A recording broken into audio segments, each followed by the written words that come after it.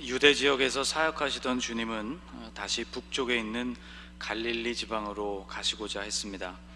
그런데 웬일인지 주님은 일반적인 경로인 요단강 동편으로 우회하는 길을 선택하지 않으시고 곧장 사마리아를 통과해서 가셨습니다.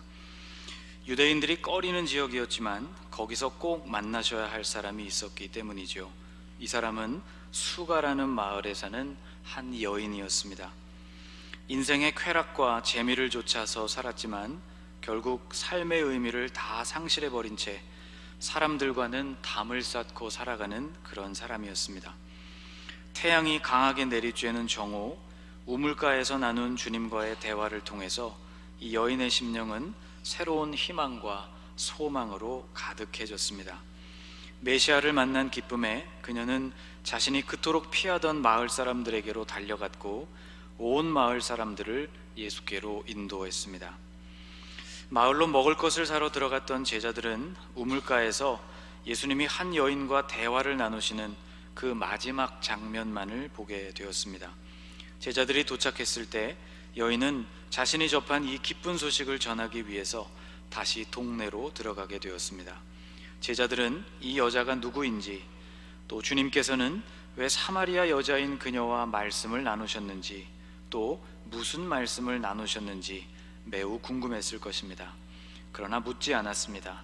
27절을 보면 이렇게 기록되어 있지요. 이때에 제자들이 돌아와서 예수께서 여자와 말씀하시는 것을 이상히 여겼으나 무엇을 구하시나이까?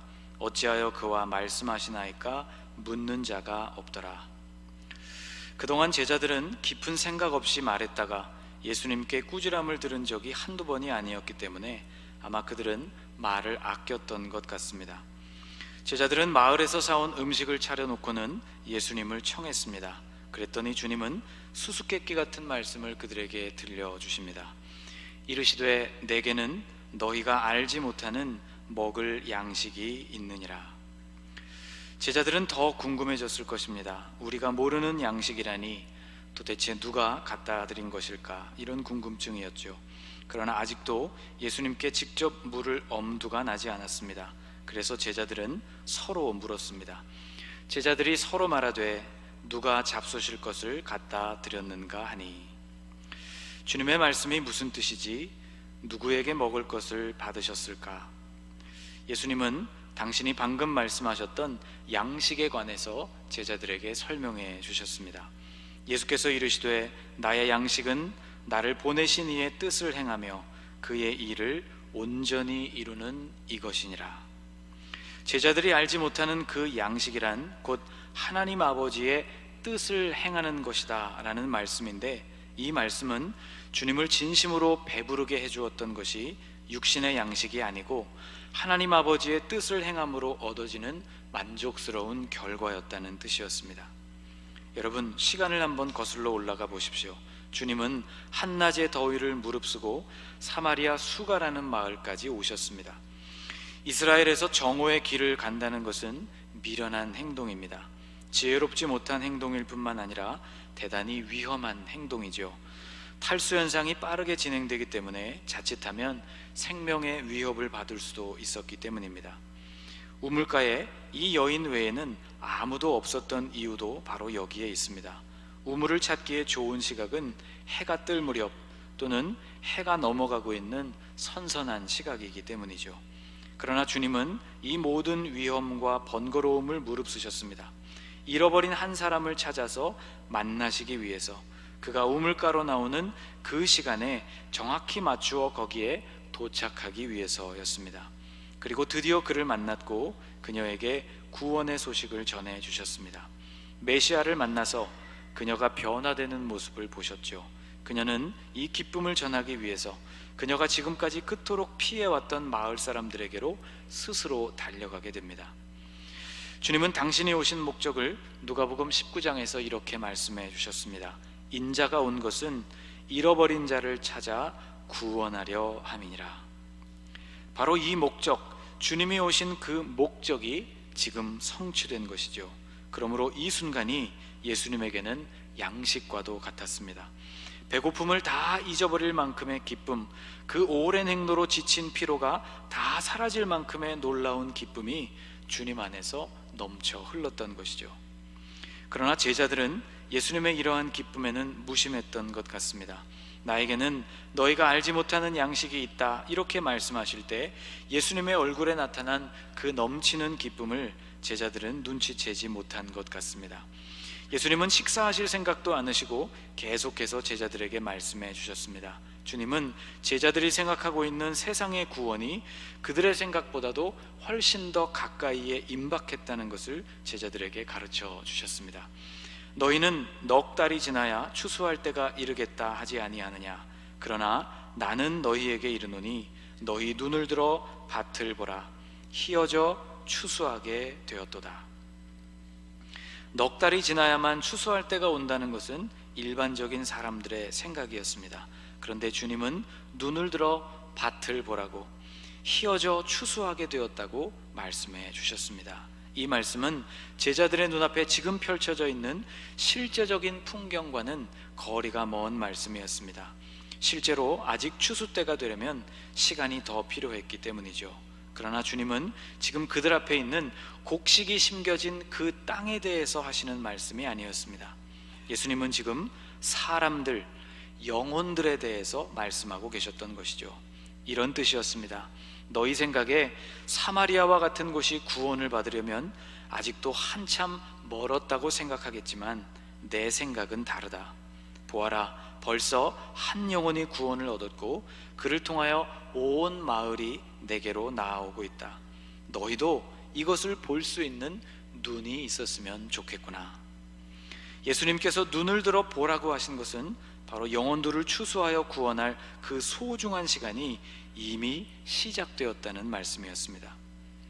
예수님은 당신이 느끼고 계시는 이 기쁨과 즐거움을 제자들도 느끼기를 원하셨습니다. 거두는 자가 이미 삭도 받고 영생에 이르는 열매를 모으나니 이는 뿌리는 자와 거두는 자가 함께 즐거워하게 하려 함이라.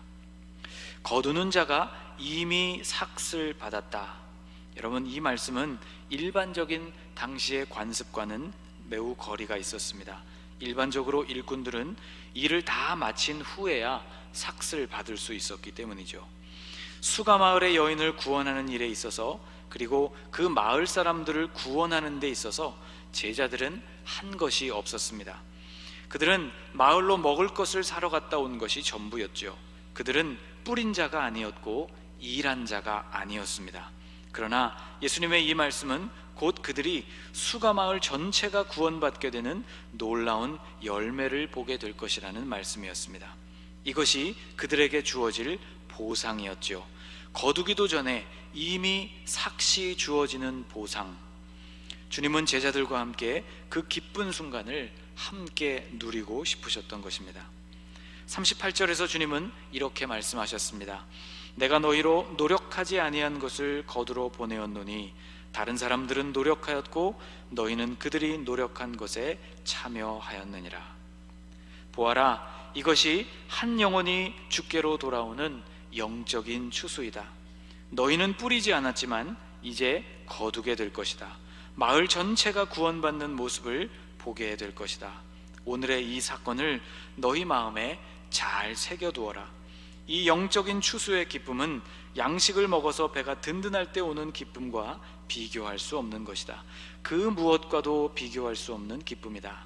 나는 너희도 이 영적인 즐거움을 느꼈으면 좋겠구나. 여러분, 주님은 오늘 우리에게도 말씀하고 계십니다. 제자된 우리들에게 주님은 똑같은 것을 원하고 계십니다. 주님은 누가복음에서 이런 말씀을 들려주셨죠. 내가 너희에게 이르노니 이와 같이 죄인한 사람이 회개하면 하늘에서는 회개할 것 없는 의인 99으로 말미암아 기뻐하는 것보다 더하리라. 하나님 아버지의 뜻, 영원히 주님께 돌아오는 이 놀라운 순간은 말로 표현할 수 없는 기쁨의 순간입니다. 주님은 그 기쁨을 우리도 맛보기를 원하십니다.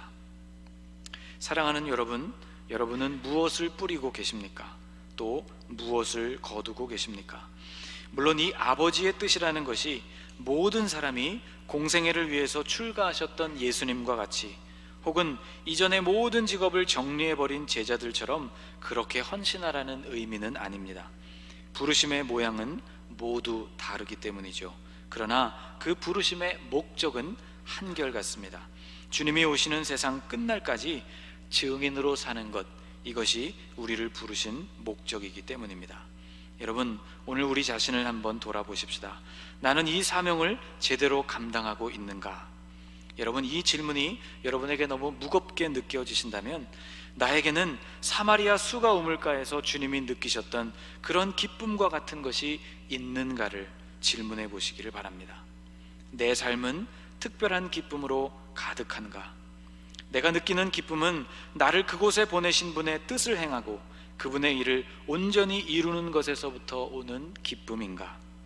주님의 즐거움과 같은 것이 나에게도 있는가? 우리는 우리 자신에게 진지하게 물어야 할 것입니다. 아니, 그분의 일을 이루는 것을 기쁨으로 여기는 것은 둘째치고 그곳으로 나를 보내셨다는 것을 나는 기뻐하고 있는지를 생각해 봐야 할 것입니다. 나를 부르신 그곳을 내가 인정하고 기뻐할 수 없다면 그곳에서 하나님의 뜻을 이룸으로써 누리는 기쁨을 맛보기는 더더욱 어려울 것입니다. 독일 말로 직업이라는 말이 베루프라는 말입니다. 이 말은 동사 베루펜에서 왔는데, 이 베루펜이라는 말은 부르다라는 동사입니다. 그러니까 독일 사람들의 생각 속에서 직업이란 곧 부르심이요 소명인 것이죠. 아주 신앙적인 언어라고 생각이 됩니다. 여러분, 내가 하는 일을 하나님이 부르신 소명으로 여기는 사람만이 그 일을 정성스럽게 감당할 수 있습니다.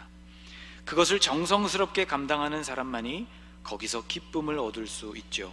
그리고 거기서 기쁨을 누리는 사람만이 바로 그 일을 통해서 주님의 기쁨, 세상이 알지 못하는 양식, 곧 영혼을 얻게 되는 기쁨에까지 도달하게 될 수 있습니다.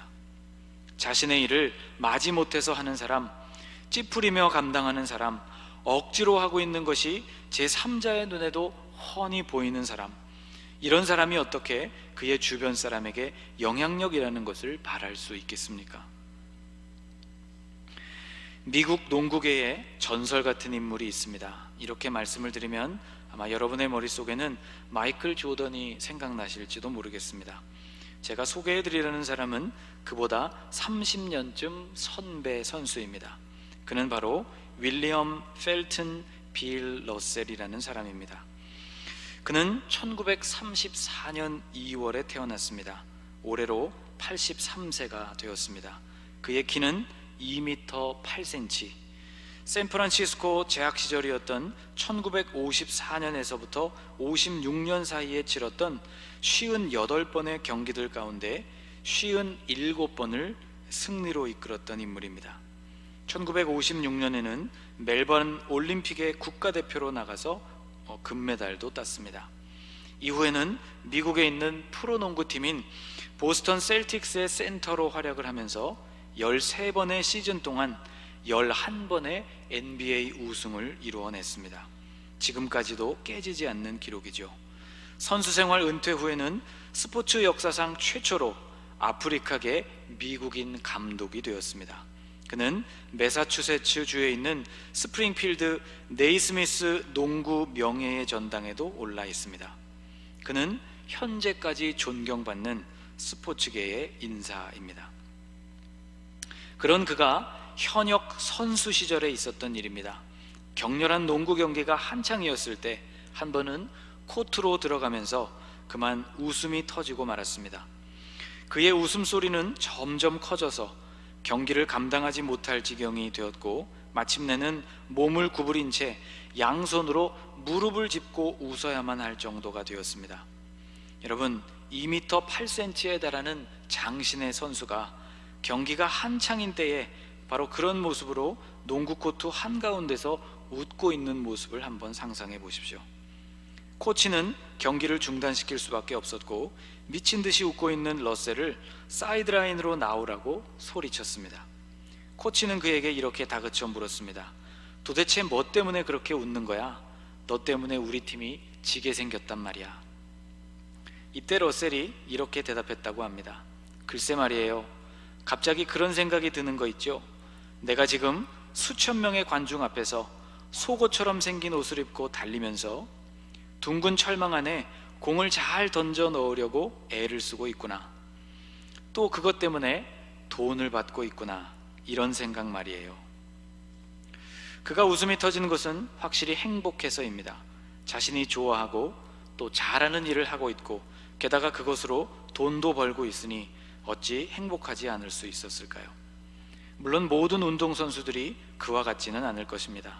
본인이 치른 경기에 대해서 그리고 그 보수에 대해서 모든 선수들이 만족하고 있지는 않기 때문이죠. 여기도 치열한 경쟁 사회입니다. 직업선수가 실력이 쟁쟁한 선수들 사이에서 본인의 기량을 충분히 발휘해야 한다는 것은 선수로 지내는 내내 따라다니는 굉장한 부담일 것입니다. 성공한 사람이라고 존경받는 러셀 자신도 아마 매일매일 매 경기가 행복하지만은 않았을 것입니다. 바로 우리의 인생이 그렇죠. 저는 러셀이 성공적인 그런 삶을 살았다 혹은 세상적인 성공을 거둔 사람이라는 말을 여러분에게 들려드리려는 것이 아닙니다. 그가 자신이 하는 일에 대해서 얼마나 기쁨과 감사가 넘쳤는지에 대해서 말하려고 하는 것입니다. 러셀은 적어도 그 순간만큼은 자신이 하고 있는 그 일에 대한 즐거움과 감사로 충만했던 것이죠. 여러분에게 묻고 싶습니다. 여러분은 여러분이 하고 있는 그 일에 대해서 그런 기쁨을 느끼고 계십니까? 불행하게도 우리 모두가 우리 자신이 하고 있는 그 일을 그렇게 기쁘게 여기고 있지는 못한 것 같습니다. 사랑하는 여러분, 여러분의 자리가 주님께서 부르신 소명의 자리임을 깨달을 수 있기를 바랍니다. 부르신 그곳을 기뻐하게 될 수 있기를 바랍니다. 눈을 들어서 주님이 말씀하신 바와 같이 휘어져 추수하게 된 밭을 볼 수 있는 그런 안목이 여러분과 저에게도 생기기를 바랍니다. 그리고 그곳에서 세상이 알지 못하는 먹을 양식, 먹지 않아도 배가 부른 넘치는 주님의 기쁨을 경험할 수 있기를 축복합니다.